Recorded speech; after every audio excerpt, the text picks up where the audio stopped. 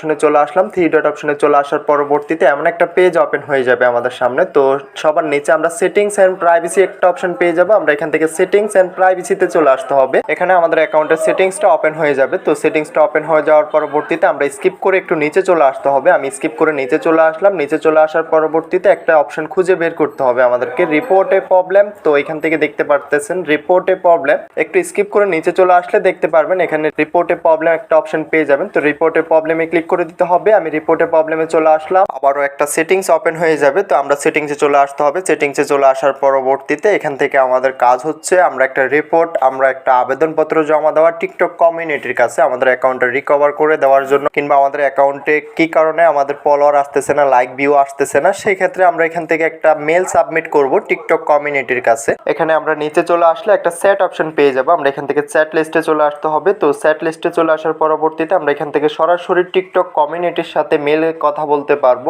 তো এখানে দেখতে পারতেছেন তারা অলরেডি একটা রিপ্লাই করে দিয়েছে। তো আমরা এখান থেকে একটা মেল সাবমিট করে দিতে হবে যে আমাদের অ্যাকাউন্ট